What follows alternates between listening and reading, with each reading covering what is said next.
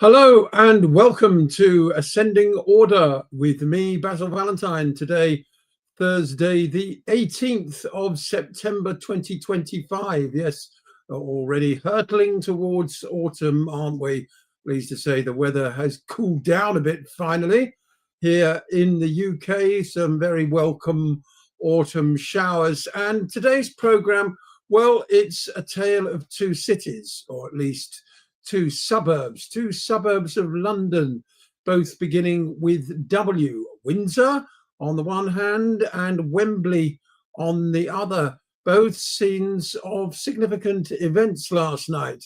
At Windsor, of course, we had all the pomp and circumstance of the state banquet for Donald Trump, a particularly anodyne speech by the King, which we'll hear a bit of shortly, and a really dismal speech described by some on the internet as the worst ever speech by a sitting American president on such an occasion by, of course, the only semi-literate Donald Trump, who was reading from a foolscap piece of A4 and still managed to stumble his way through a whole series of platitudes. Charles's speech sounds as if it was written by MI5, which it probably was.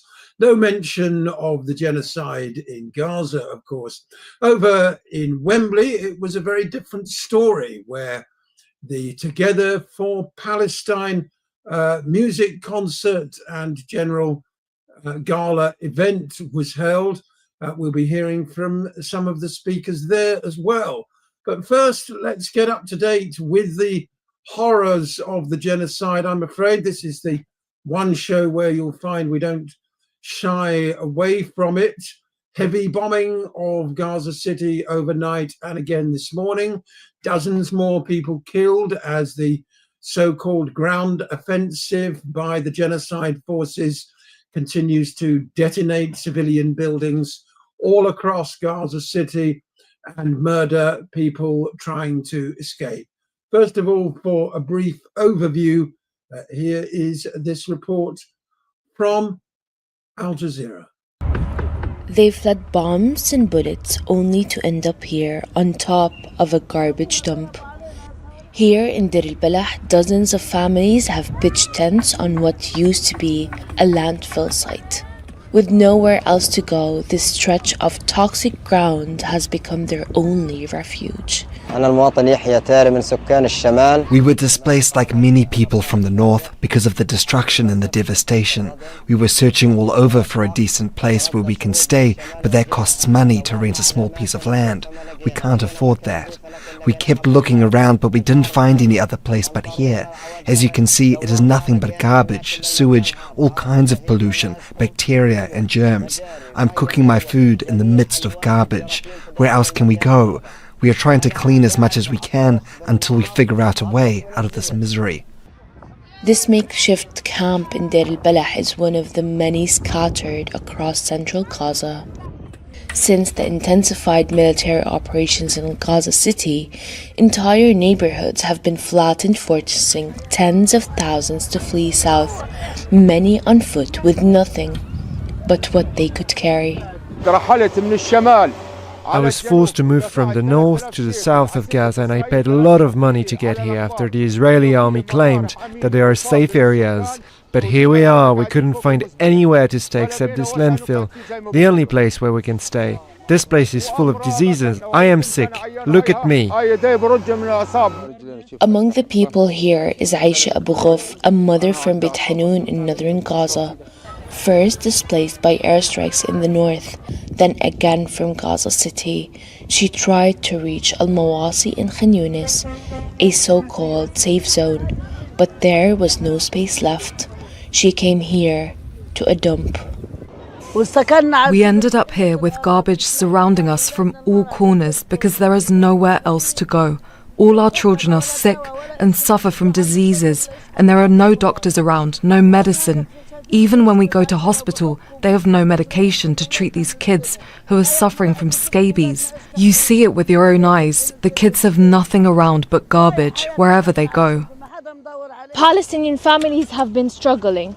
suffering. Not only the fact that they made it all the way from the Gaza city under fire, under Israeli artillery shelling, quad captures, but even here, finding a place, pitching their tent is a whole different struggle. The Israeli forces left Palestinians with zero options. Even a place, a space to pitch their tent is unavailable. So that's why Palestinians were forced not only to flee, but also forced to live between the garbage and sewage.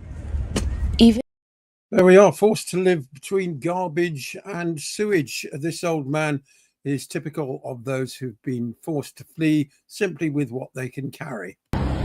لا صارت هيك الحكاية لهالدرجة صرنا نخاف والله صار الكلام عندهم عادي طب ما قدر انه فيهم زلمة قاعد ببكي بنبكي على اطفالنا وعلى نسواننا وعلى شيوخنا وعلى كل حالة في حياتنا موضوع الانساني كمان اثر على قضيتنا احنا في غزة بدناش قضيتنا كمان لانه فيش قضية من غير عامل انساني ولا حاجة قدموها بالعامل الإنساني إلنا كل شيء بيقدموه لنا بقلة القيمة وقلة الكرامة بضلش فينا حيل نمشي والله ما أنا قادر أقف.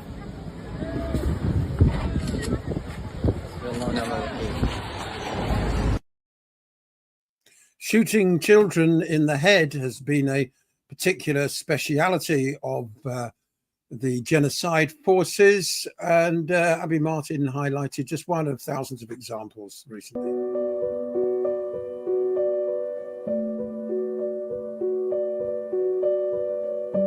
What's next? What's next?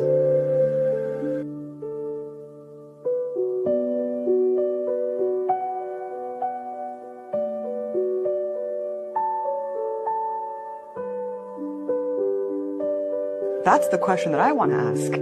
Is this really the world that we're going to live in? Where this state can commit these crimes on camera with impunity, proudly? That's not the world that I wish to grow children in and raise children in, and it terrifies me. So yes, I'm very impacted, and I question people who are not. I question people's soul. If you are not impacted by what you see, how? How are you human? How are you human? 小红书 Well, unfortunately, that execution is typical of what's going on. There's no accountability at the moment. We hope, of course, we must continue to believe that there will be accountability in the long run for all these heinous war crimes, that every single perpetrator, whether the individual soldier or the commander, right the way up to Prime Minister and President, sees due punishment for their crimes. But we're currently a long way away from that, unfortunately. Here's another very brief clip, this time of the death of a child crushed by rubble following yet another airstrike.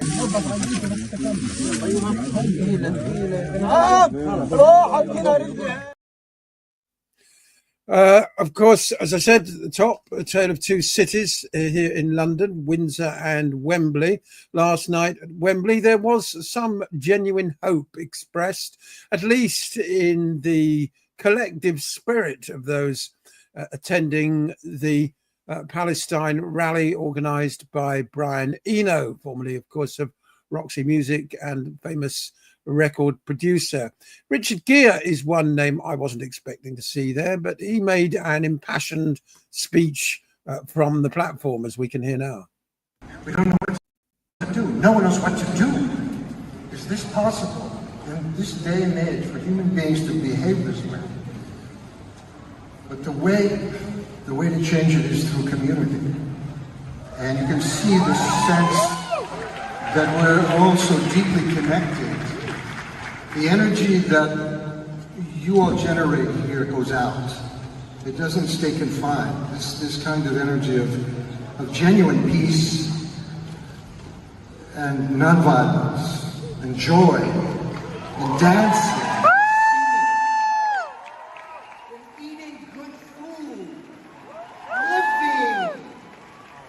But the sense that we do this together in a community, this energy goes out into the world. And that's how all the great movements on this planet started, was a group of people who were very pure in embracing everyone. Even the bad guys gets embraced. Even the bad guys. We're all in this caravan together. And this caravan is not a caravan of despair. This is a caravan of love and compassion and dancing.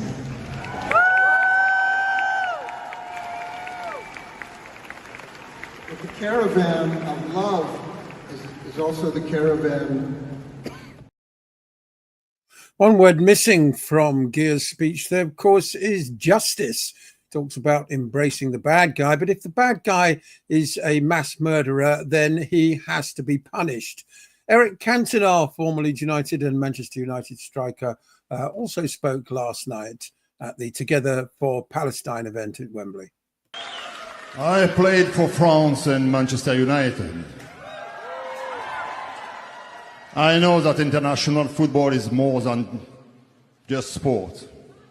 It's culture, it's political, it's soft power. In a way that a country represents itself on a global stage. The time has come to suspend Israel from that privilege.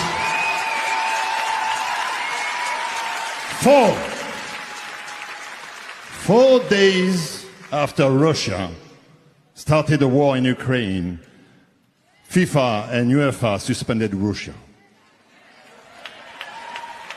We are now 716 days into what Amnesty International have called a genocide. And yet Israel continues to be allowed to participate. Why? Why the double standards? FIFA and UEFA must suspend Israel. Clubs everywhere must refuse to play Israeli teams. Current players everywhere must refuse to play against Israeli teams.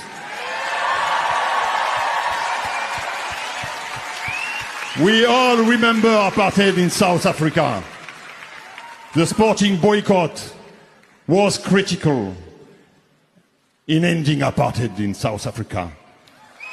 So we have power. You have power.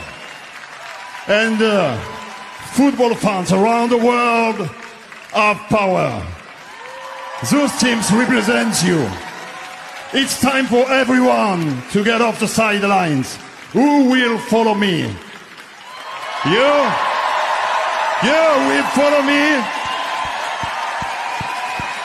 Do you think Israel must be suspended by FIFA and UEFA? You can say yes because you have power.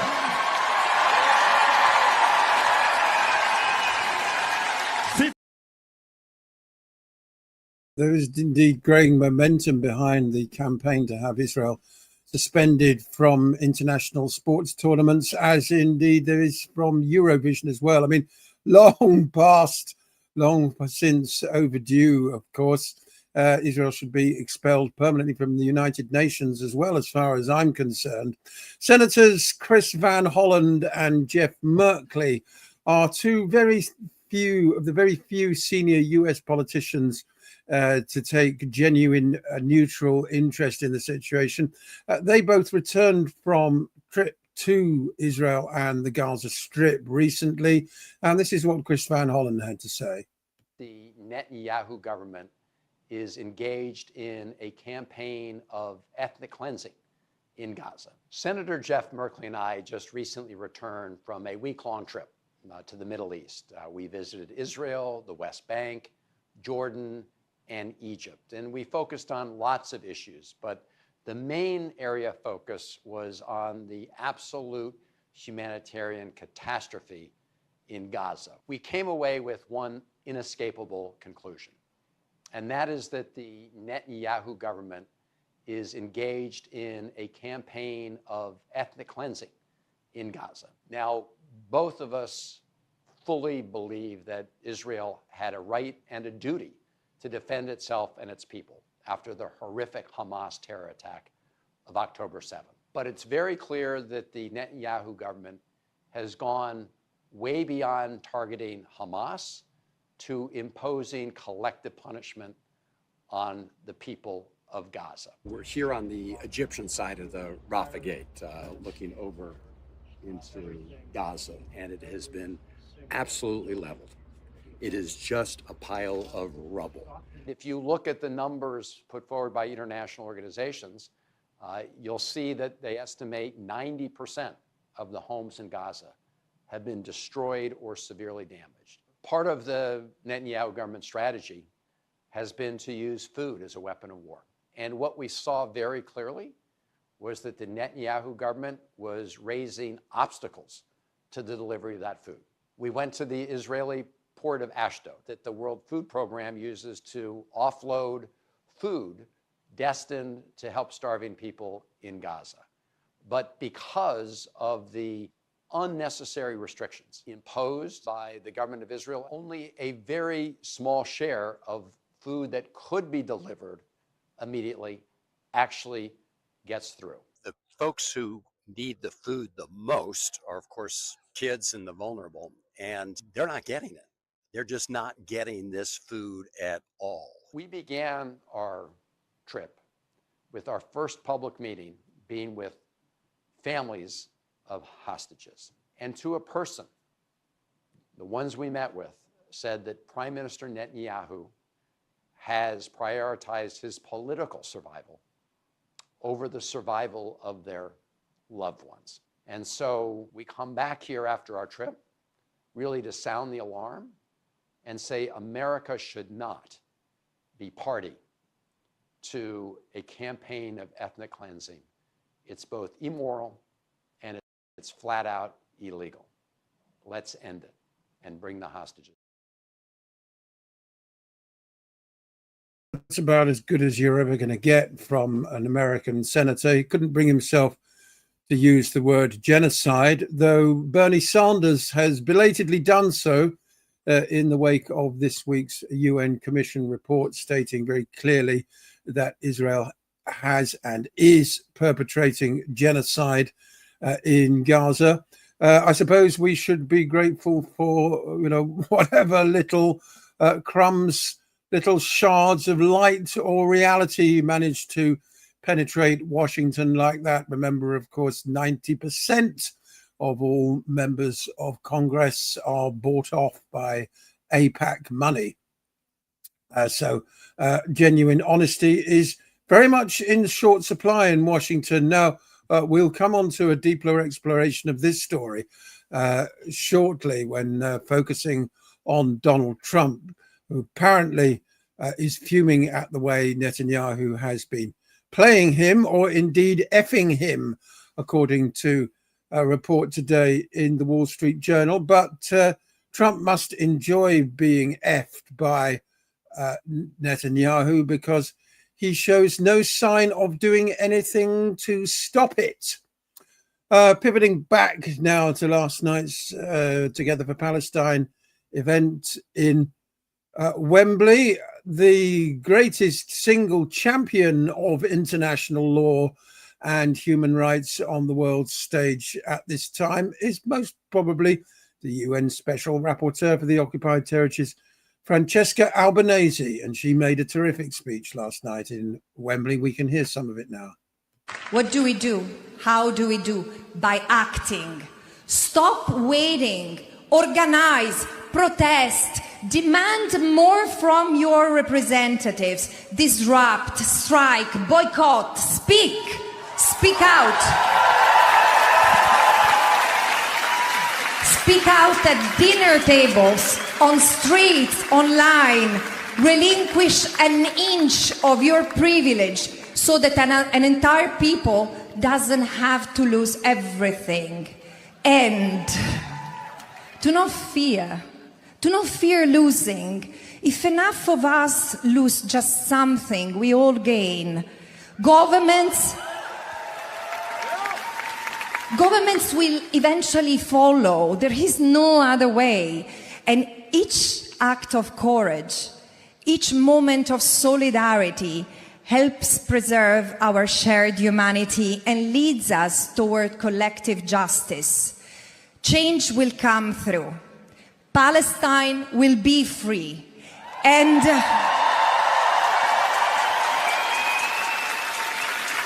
we will all be free. We will all be more equal and more human. But today, giving up is not a choice. We don't have that luxury. So let's start from here, together. Thank you.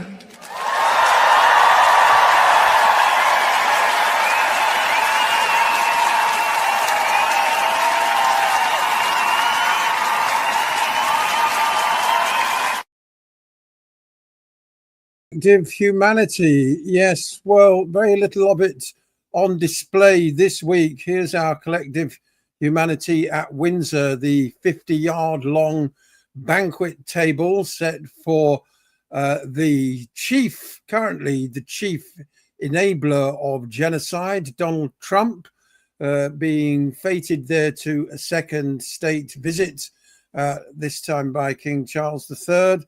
And contrast with our humanity or lack of it in Gaza, where people have nothing to eat. They are starving to death and are displaced. Personally, I find this, I mean, it's always been the case really throughout my lifetime, throughout all of our lifetimes, that there's been this huge disparity in wealth, that there's been, really appalling things happening in various parts of the world, which we can or seem to be able to do very little or nothing about, while others enjoy tremendous wealth, privilege and power, and are not representative of the people that they claim to represent. But I don't think it's ever been as stark as it is now.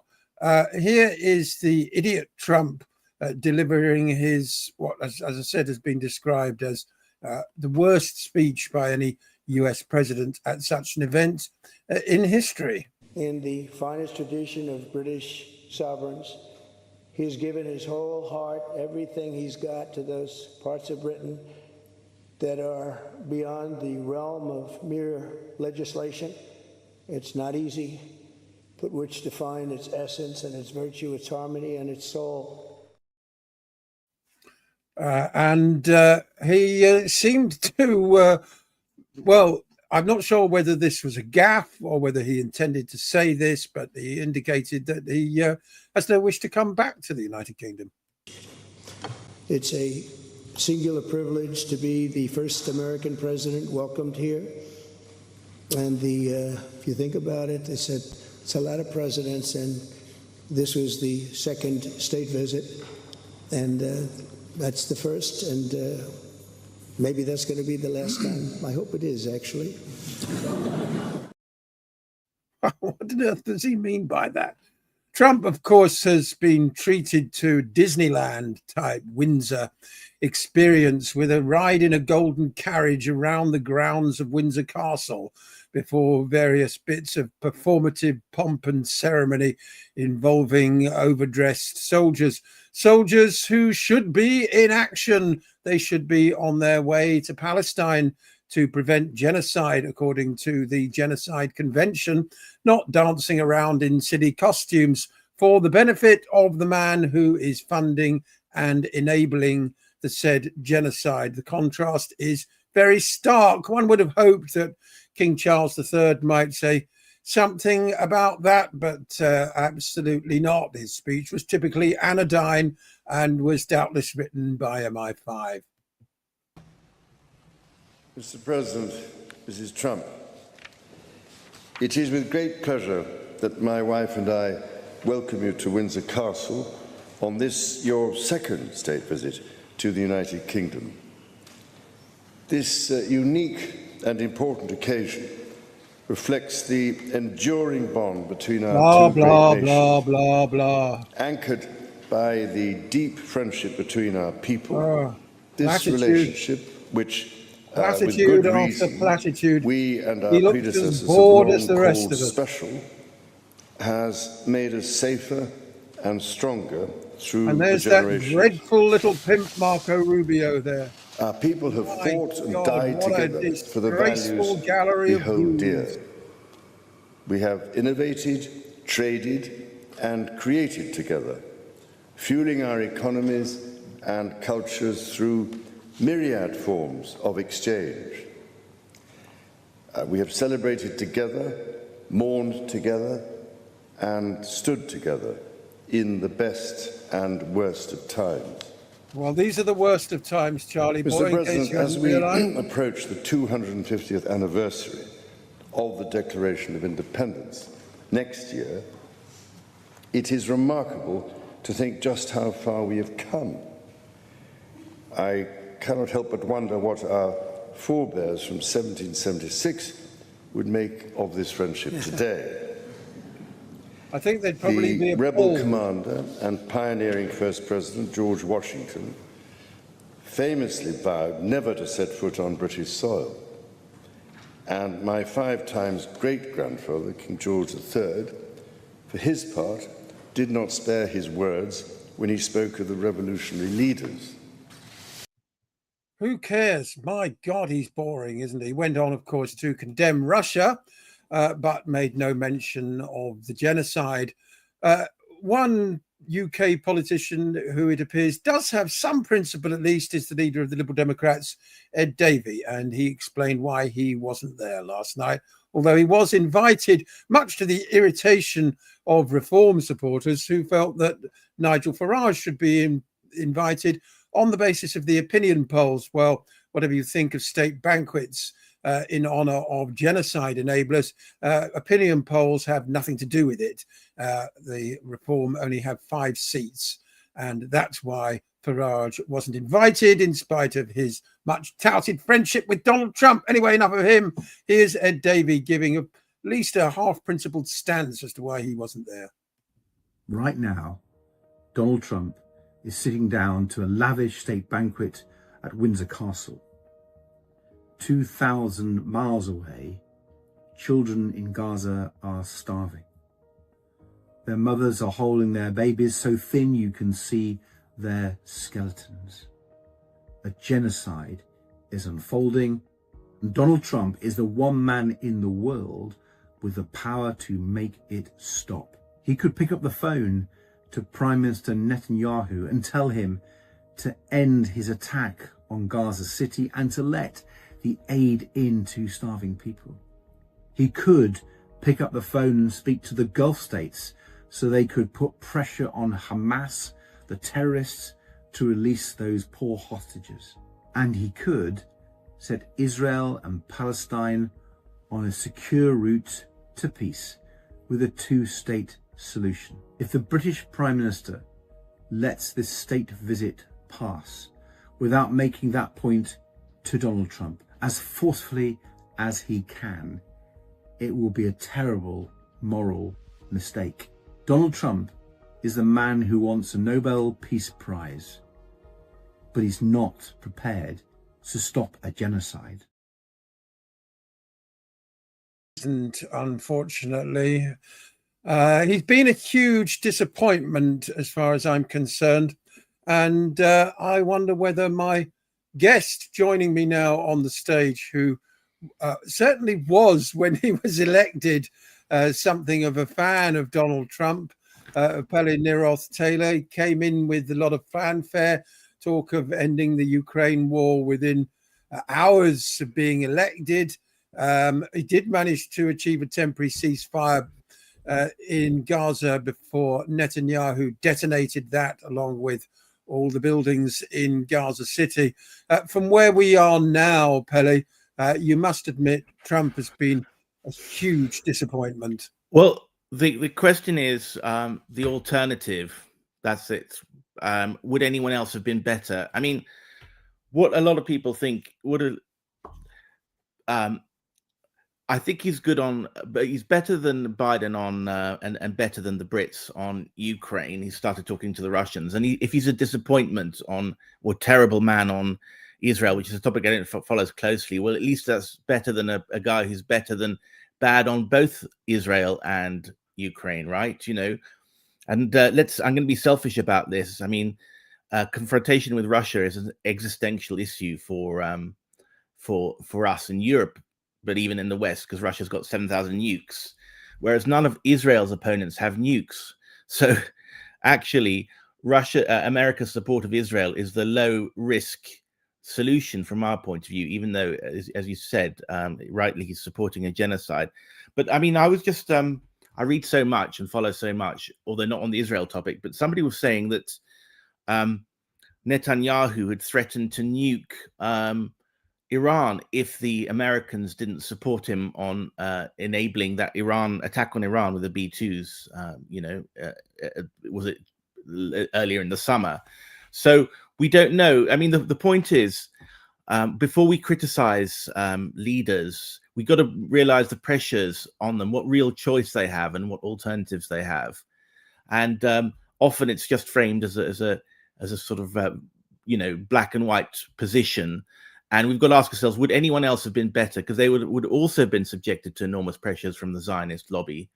And I think that Trump is genuinely a man of peace. And so my bet, I mean, there's in the alternative media commentator community, everybody hated Biden and the globalists and so on. But then there's a split. There's those who think that Trump failed and that he's actually a neocon in disguise, people like Brian Berletic and so on, and perhaps yourself. And then there's like Alex Kreiner who thinks his motives are good and he's playing a game. For instance, I mean, I think that with the Brits and with the Europeans, he's refusing to give these security guarantees, which would be exploited almost immediately by the Ukrainians and perhaps the Brits. And the fact that he's kind of playing a delaying game with them because he doesn't want to get the American Senate, people led by Lindsey Graham, on top of him. So he's kind of, you could see that he's playing stupid with them. He never gives firm answers to anything. And so there is a strategic mind at play there, I think. But you could be right. I mean, okay, I'll accept your argument that Trump is a disappointment on Israel. But the question is what else he could do. But it's very interesting to see now what's going to happen if there was Megyn Kelly, who's a very attractive sort of MAGA influencer type, famous. I think she's with NBC, very well connected. She and Tucker Carlson had a conversation the other day, was 2 days ago, saying basically everyone in America under the age of 30 is anti-Israel. So, I mean, Hamas, and I was talking to a South African intelligence chief, one of my regular contacts back, head of the apartheid regime. He said, South African intelligence community, or the national security director, and he said, I can smell the air. Israel is going to go the way of South Africa in the 1980s. It's exactly the same opinion climate. Israel is finished. It's going to go the way exactly. It's like apartheid Pretoria in 1989. That's exactly what's going to happen. So they're not long for this world, was his prediction. And if Vance is going to be elected in 2028, he's going to have to take on board the young generation's total hostility to Israel. So we'll see, Very powerful Zionists have just bought TikTok after the Chinese were forced to sell it to them, Larry Ellison's son and another fellow. The idea, of course, being to scrub criticism of Israel from that particular social media platform, which is particularly popular with younger people. A report in the Wall Street Journal came out just today, Pelle, why Trump fumes about Netanyahu but gives him free rein. He's effing me, he said after the strikes on Qatar. A little bit more detail on this from the Jerusalem Post. Trump has grown increasingly frustrated with Netanyahu over his handling of the war in Gaza, the genocide, we should say, especially after the strike on Doha. The American news outlet Wall Street Journal cited officials familiar with the matter who said Trump viewed the Qatar operation as reckless and damaging to peace efforts. Well, you don't say, especially because it occurred without prior U.S. coordination. That is in dispute. Other people's say that the Americans were informed and allowed it to go ahead. Frustration probably boiled over during recent meeting with top advisors where he made an expletive-laced comment about Netanyahu. He's effing me, Trump said, according to officials in the report. The remark came as the president, Rubio. Okay. Couple of points on this. Max Blumenthal of the Grey Zone revealed that on his most recent visit to Washington, security service officials found bugging devices on emergency vehicles that are detailed to look after the president in the event of a medical emergency or assassination attempt. And that's the second time they've discovered bugging devices planted by Netanyahu's retinue, the first occasion being in 2019. Blumenthal said that Trump is afraid of Netanyahu. I mean, after all, as far as I'm concerned, you can do your own research on the matter. The Israelis blew John Kennedy's head off in public because they didn't like what he was talking about with respect to the Middle East. And American presidents have been afraid of Israeli leaders ever since. Well, I'm wondering whether the assassination of Charlie Kirk was a shot across the bows, you know. Again, I just can't cite the source, but one respected journalist was saying that all the talk inside the White House after the assassination was that Israel had done it. I'll have to find the source if you talk, or that they were very suspicious of Israel, and that there were 12 cell phone signals with Israeli phone numbers. Although I guess that could have been exchange students in the immediate vicinity. Site. Yeah, in the immediate vicinity. That's right. Yeah. And of course, I mean, what a lot of the British media seem to be saying is, I mean, they talk about him as a extremist right winger, but I always saw Charlie Kirk as a relatively decent man, you know, grappling with all the problems that we all do from a moral point of view, conservative point of view. And then increasingly disaffected with Israel, and made some courageous stances, you know, against the people who were funding him to the tune of tens of millions of dollars a year. And he got more and more hateful towards Netanyahu. And Netanyahu's getting it. I mean, I don't know if you've discussed it on your show, Basil, but do you think Israel did it? Well, the circumstantial evidence points in that direction, because Kirk was apparently pivoting away from his unequivocal support of Israel and towards at least a more nuanced position, a Christian Zionist, of course, a contradiction in terms as far as I'm concerned, traditionally a Protestant. He'd started to attend Catholic Mass and was thinking of converting to Catholicism. The Jewish comedian Dave Smith was a good friend of Kirk's. And we've got a clip here of Smith talking about some of his communications with Charlie Kirk shortly before he was murdered. Are pretty relevant. So this one is from Sunday, April 13th at 8:01 p.m. He texted me, "Listen to you on Rogan." Now, this is like a day or two after the Douglas Murray debate. So I debated Douglas Murray on the Joe Rogan Experience, and it was a big show. At the time, it was a big show. I guess Candace Owens changed the definition of big show at this point. In hindsight, a teeny little show.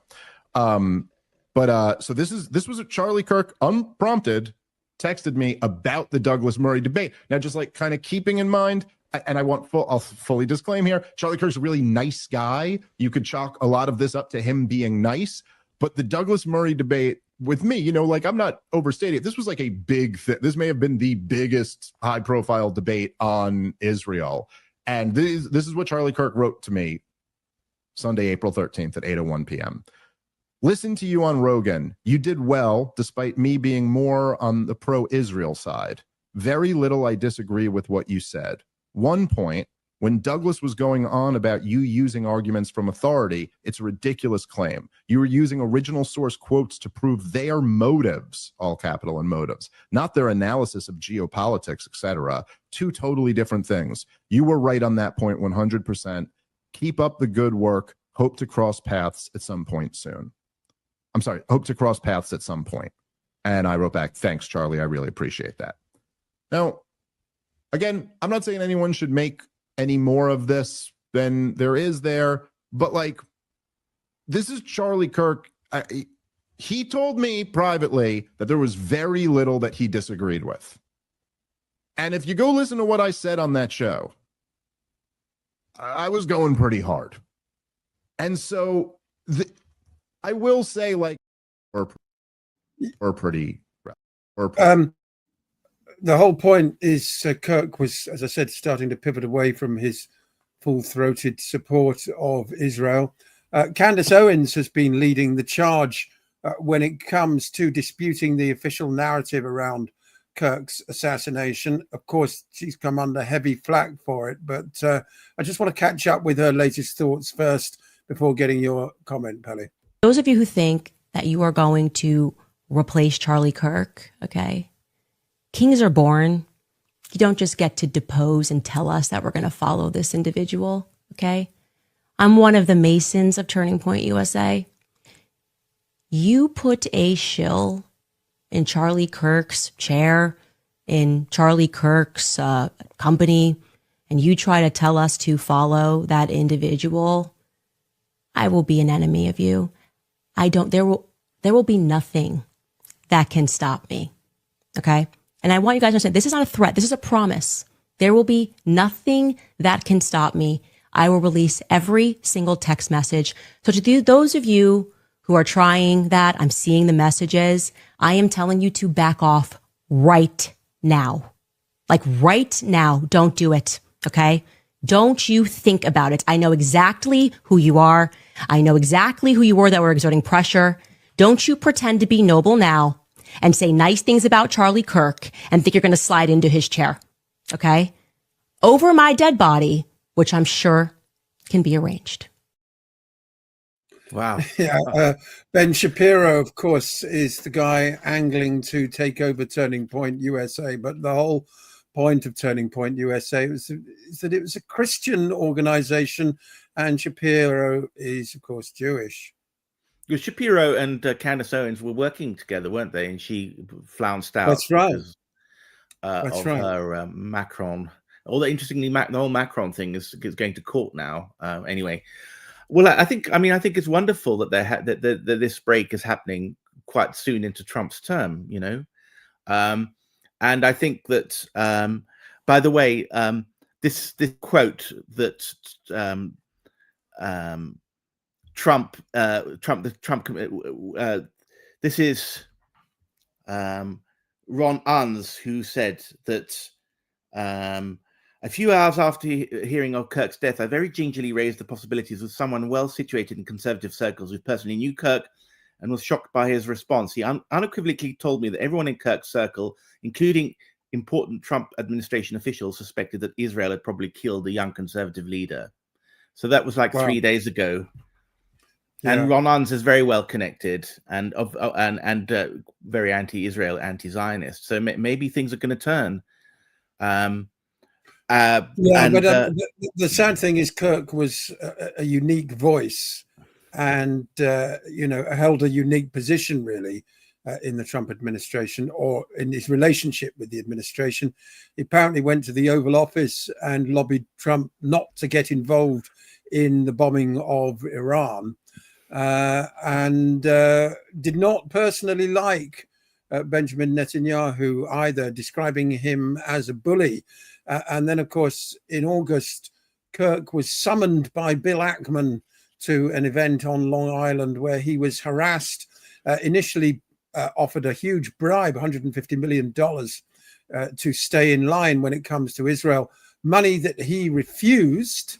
And, of course, when dealing with gangsters, you're either with them or against them. And once they decided he was against them, he had to go. But I mean, doesn't the fact that he said no to 150 million? Christ, I wouldn't say no to 150 quid. You know. Well, it's very principled. I agree. So, in other words, I mean, the picture that we're painting here of Charlie Kirk. I mean, people are allowed to be wrong, aren't they? I mean, we all make mistakes. We'll start in a certain place, and I have more mature and bit more moral views than I did 1 year ago, than 5 years ago. And he's only 31 years old. And so there's something Christ-like about him almost. I mean, his willingness to engage opponents. And I've heard some of his debates. I didn't agree with all his positions. He's a little bit more too conservative for me. But I mean, he was a decent man and doing all those things that we're supposed to do, which is talk jaw, not war. So when you have people like Kevin Maguire, on this morning on ITV, calling him in with his Durham accent, this far-right guy, and all these thousands of people on the left, your side of the aisle, Basil, talking about him as being a Hitler in disguise. I mean, isn't that exaggerated? It's not. That's a good question. Here's a compilation of Charlie Kirk quotes, because, of course, in the last couple of days, Pam Bondi, the Attorney General in the United States, has started talking about introducing hate speech laws. Now, of course, the First Amendment in the United States is sacrosanct. They do not have so-called hate speech laws at the moment, because they would be an infringement of the First Amendment. Lots of lefties, liberals, all sorts of people who were, I'm sorry to say, because I think on a personal level it is disgraceful, who were celebrating Kirk's assassination, have been doxxed, have been sacked. This has become almost a mini industry, Pelle. Get the lefties sacked for celebrating Kirk's death. But Kirk did say some pretty extraordinary things while he was alive. And the question now is, would you fall foul of hate laws simply for quoting Charlie Kirk? Here we go. There's free speech and then there's hate speech. And there is no place, especially now, especially after what happened to Charlie, in our society. Do you see more law enforcement going after these groups who are using hate speech and putting cuffs on people, so we show them that some action is better than no action? We will absolutely target you, go after you, if you are targeting anyone with hate speech, anything. And that's across the aisle. A lot. I mean, Joe Biden is a bumbling, dementia-filled, Alzheimer's, corrupt tyrant who should honestly be put in prison and or given the death penalty for his crimes against America. Charlie Kirk, the family man, if him and his family were over there, if they were born in the wrong place at the wrong time, they would be getting shot in the back of the head for trying to get food and water while they were starving to death by the Israelis that they defend. I see a black pilot, I'm going to be like, boy, I hope he's qualified. The Civil Rights Act was a mistake. More cops should be around your neighborhood. Why do blacks have a broken family? White person were to come up and say, black America really needs to get its act together and stop sleeping around all the time, and it needs to actually Why would you? Because it's true. What percentage of young blacks have both a mom and a dad raising them? And they're saying, I'm only here because of affirmative action. Yeah, we know. You do not have the brain processing power to otherwise be taken really seriously. If I'm dealing with somebody in customer service who's a moronic black woman, I wonder, is she there because of her excellence, or is she there because of affirmative action? Things got worse since the Civil Rights Act. More violent, less fathers around, poorer. Certain skin color now gets their own summertime celebration. It's now become a racial complaining day. BLM, and remember what BLM stands for: burn, loot, and murder. It's not a profiling when it comes to that. Blacks are far more likely to commit crimes than any other group. He did go where other commentators fear to tread, particularly highlighting gang violence in the United States. In fact, his very last words before being assassinated were he was responding to a question about the number of mass shootings in America, and he shot back asking the questioner, were they including gang violence or not? And he'd barely finished saying those words before he was shot, Pelle. Well, I mean, you're right, actually. I mean, it's hypocrisy. I think that he's saying the unsayable, but actually a lot of what he's saying about true, and there's not enough discussion on the left about black on black. I mean, blacks shoot far more whites than whites shoot blacks, for instance. And there is a two-tier justice system where and there is a DEI system. I mean, if that Oxford Union head who got in on an ABB, well, I mean, there's a 3-star A guy, probably white, who didn't get that position. And you don't have that kind of discussion in England at all.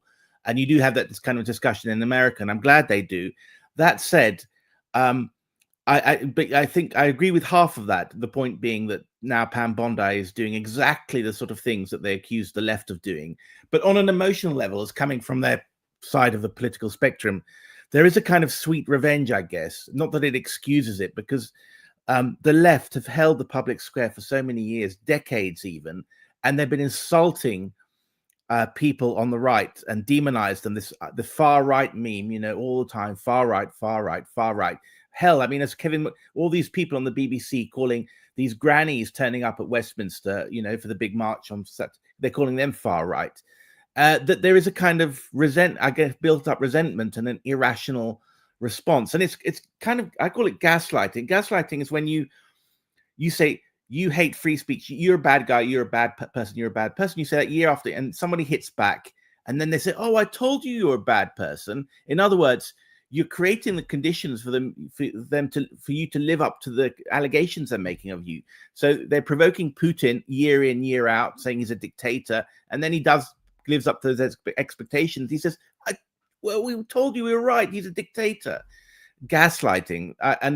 So on an emotional level, I understand the anger or the sort of sense of revenge that the right feels, and then they're going to taste some of their own medicine applied against the left. But I think that people like Tucker Carlson are quite principled, and he made a very strong statement just yesterday or something, saying, "Well, free speech means free speech, guys. You can't if you mean it." Yeah, so I'll agree with that. So my heart is separate from my mind here. I've got that statement here, Pelle. You hope that.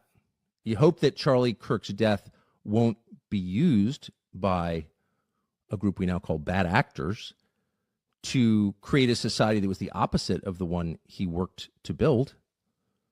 You hope that. You hope that a year from now, the turmoil we're seeing in the aftermath of his murder won't be leveraged to bring hate speech laws to this country.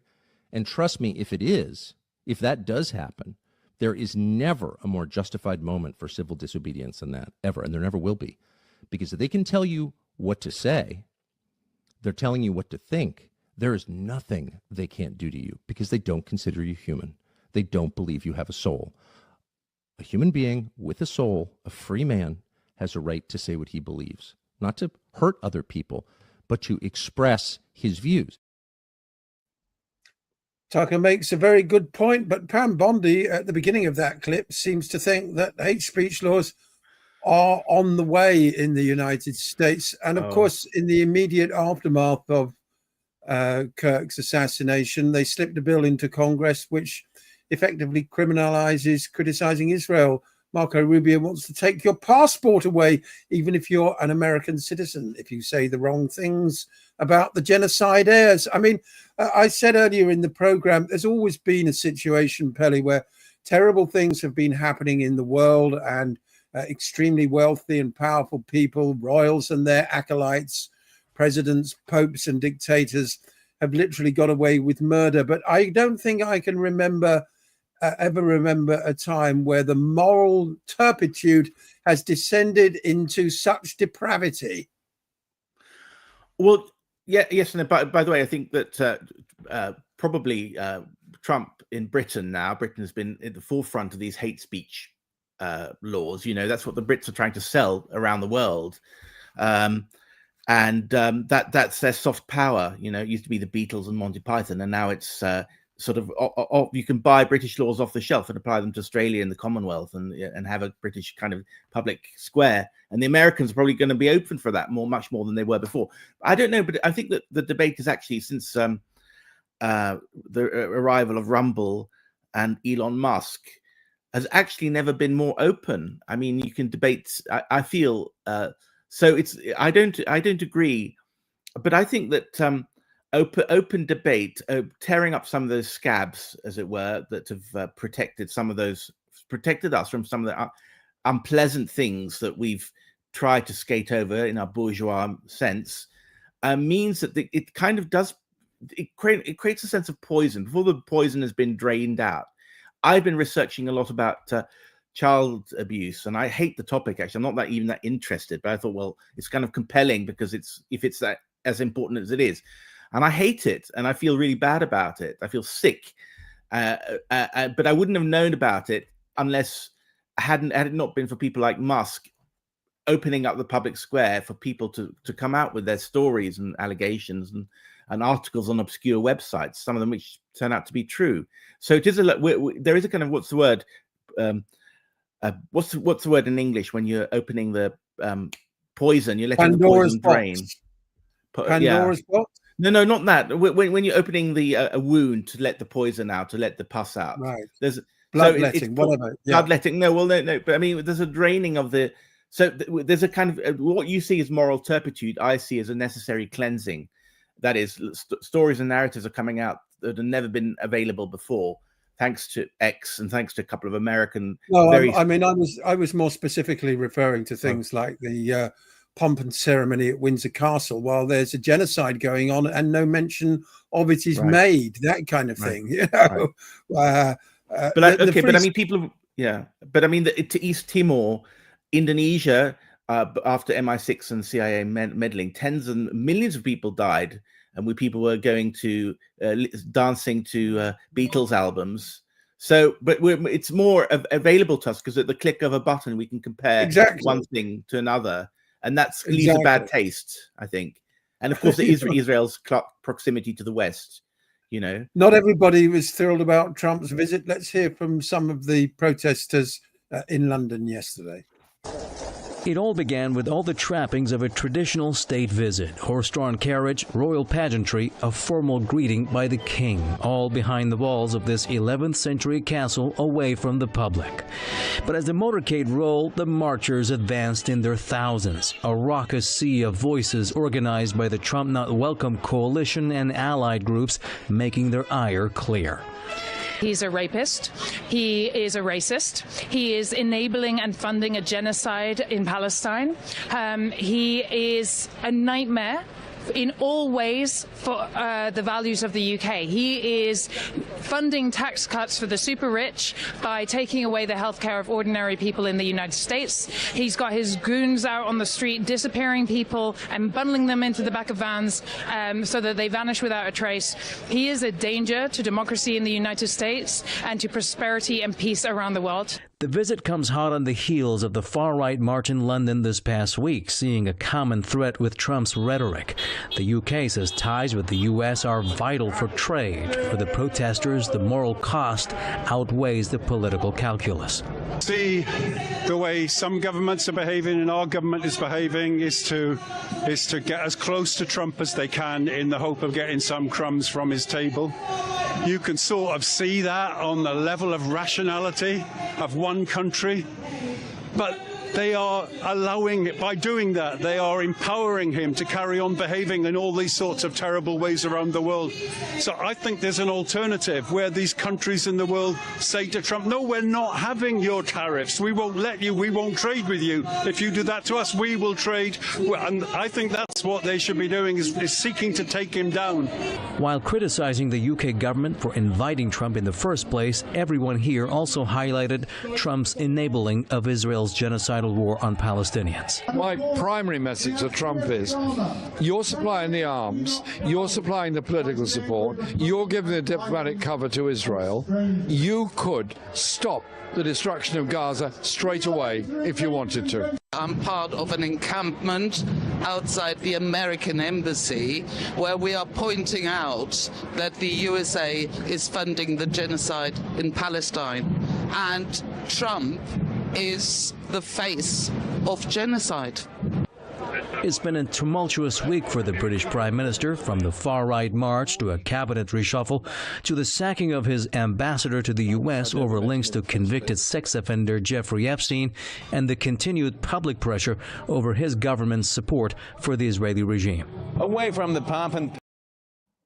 It has become, and I think this is a good thing in many ways, a real melting pot in London of ideas and opinions, some well-informed, some less well-informed. In the space of 2 weeks, we had the scoundrel Tommy Robinson's Unite the Kingdom march, seeking to exploit fears in working-class communities of demographic change.